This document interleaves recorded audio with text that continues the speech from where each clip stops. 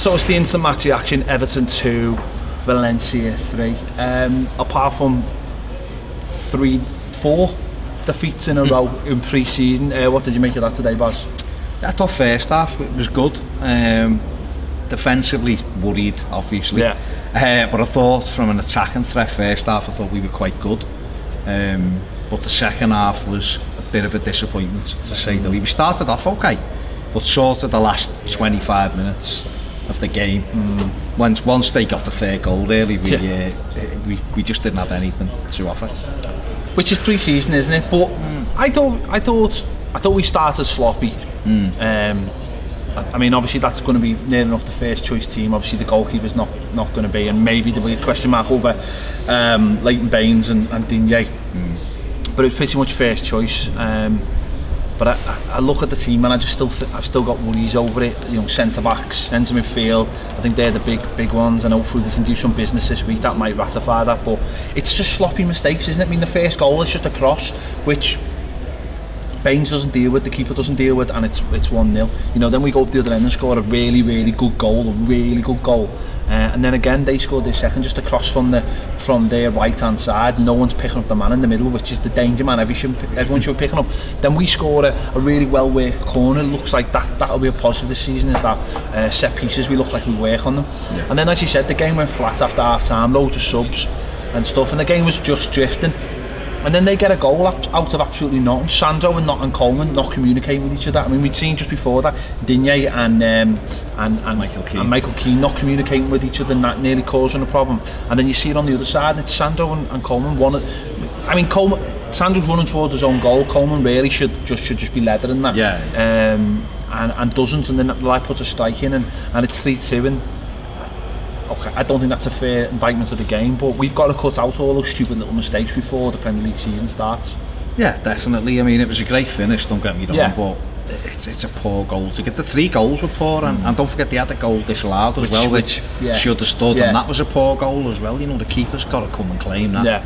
So there's big mistakes being made, and it seemed this pre-season that every time you make a mistake it ends up in the net.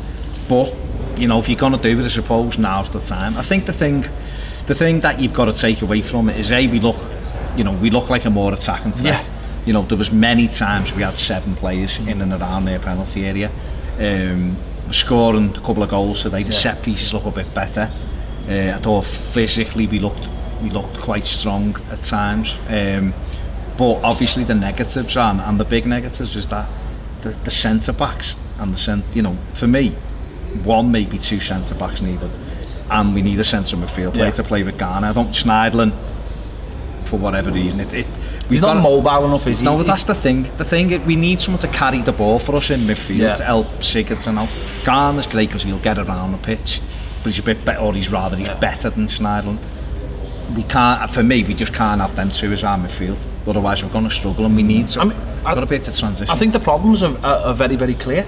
So hopefully, if we have a good week in the transfer, with the window shut on Thursday, if we can bring a couple of bodies in, if we can get the centre back he wants in, I think that a big boost, but a big towering sort of presence at the back. He wants Mina, doesn't he? But he wants Mina, we know he wants Mina. And I don't know, there's not much talk. There's the kid from Stoke, obviously, for centre midfield, which might have just been something that was spoke about because of the Williams situation, but that's the kind of play. You looked at their team today, a couple of massive centre backs, really big presence in centre midfield, and these are just the average Spanish team, really. But that's what you need now. You know, Schneiderlin, we said it a couple of times. There was a couple of times where Sigurdsson was closing down, and then you needed Schneiderlin to be quicker to the ball, because to press, players press, which stops a player in his tracks, and you need someone to nick it off him. And Schneiderlin was still 2 or 3 yards away from it, and I know it's still a pre-season game, but they're the clear places for me where we need it. And I just think, listen, we can talk about whatever you want, you can say whatever you want about your centre backs, but that second goal showed where we've got problems with centre back. Not one of them, and I'm not picking up Michael Keane, or I'm just saying both of them as a pair, not one of them seen that cross come over and thought, right, I'm going to deal with this. And that's years gone by. We've always had that, and Jags has always been that player that can see that danger coming over, and I think that's where it's evident that we need to address the problems. Definitely. I mean, the issues are there for everyone to see, and in some respects because the window does shut on Thursday, it might be a good thing that those things are highlighted the game. You know, the Rodrigo for them.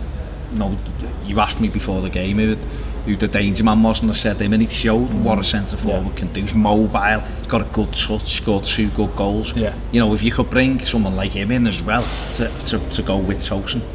What did you think of? Did you make anything out of the subs we made? Because obviously we didn't bring Nias on, we didn't bring Besic on.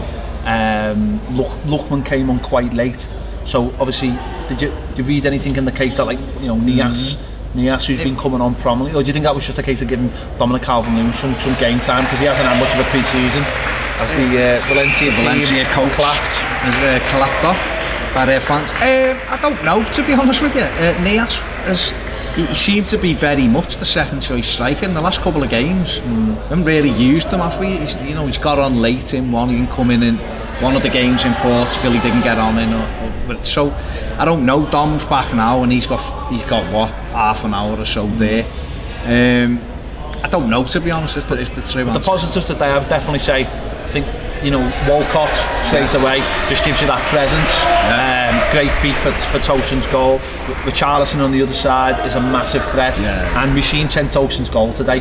You give him a sniff like that, and he'll hit the target. He'll take goals. He will score goals, and it's up to them to. Richarlison is the kind of player that gets you off your feet, gets you off the edge of your seat. He's brilliant. Run on a players. He's a threat. Walcott the other side.